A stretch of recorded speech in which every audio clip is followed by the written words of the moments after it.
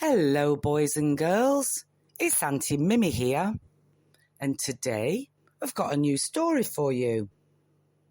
Today's storybook is called LOLLOPY. So sit back, get comfortable, and let's begin. It was bluebell time in the wood. Sophie wasn't allowed to walk there alone, so she took her toy rabbit with her. Sophie's toy rabbit had long, lollopy ears and long, lollopy arms and long, lollopy legs. Sophie called him LOLLOPY. "Can you see the bluebells?" she said, lifting his big, heavy head so that he could see. She was sure that LOLLOPY nodded. Sophie wandered further and further into the wood, where the bluebells grew thicker and thicker. She stopped to pick a bunch of bluebells. As she picked more and more, LOLLOPY slipped from her hands. When Sophie got home, her mother put the bluebells in some water. "They're lovely," she said, "but you mustn't wander off into the woods by yourself." "I didn't," said Sophie. "I took LOLLOPY. And, I've lost him." Sophie was nearly in tears. "Don't worry," said her mother. "We'll look for him tomorrow." The moon came up in the sky. LOLLOPY's head hung down. When the rabbits tried to come out of their burrow, they found something in the way. "It's a bogey rabbit," said Twitch. "He'll come and take us away," said Tinker. "He's going to eat us all up," said Snuff. "Nonsense," said their mother, and nudged her way past. LOLLOPY slumped over his side. All the rabbits came out to look. "What is it?" asked Snuff. "Is it alive?" asked Twitch. Mother Rabbit lifted Lolly's ears so that she could see into his eyes. Sophie understood his eyes. So did Mother Rabbit. "He's LOLLOPY," she said, "and he's lost." "We'll look after him," said her children. "He can join in our games." But when they tried to play hide and seek with him, LOLLOPY just lolloped in a heap. And when they played rough and tumble, he lolled about, any old how. Even when they teased him, LOLLOPY took no notice. They decided he was no fun at all. "I know what will make him jump," said Tinker. The others looked at him, wide-eyed.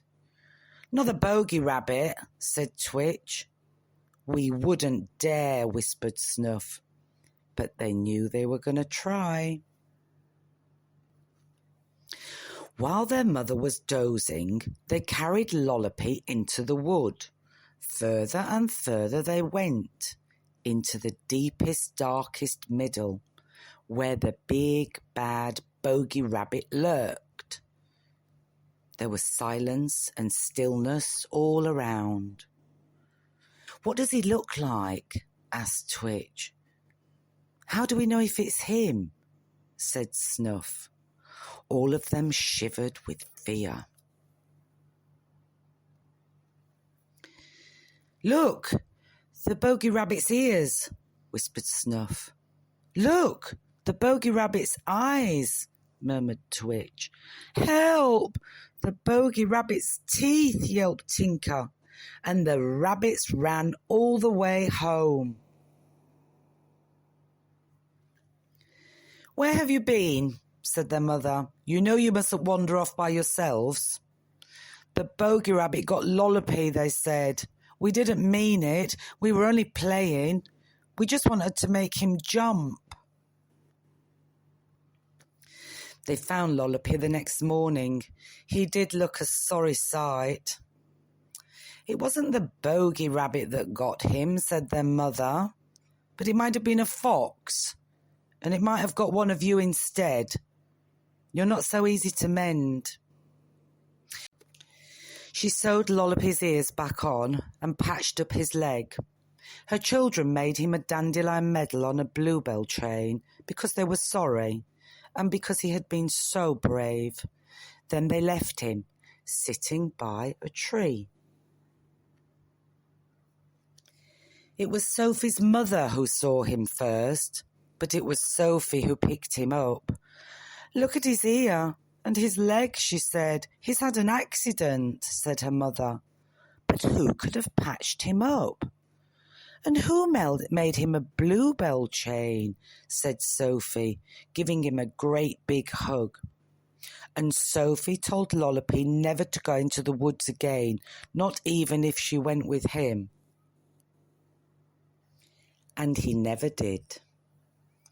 Wasn't that a lovely story today? Have you got a little teddy bear that you love to take out for the day?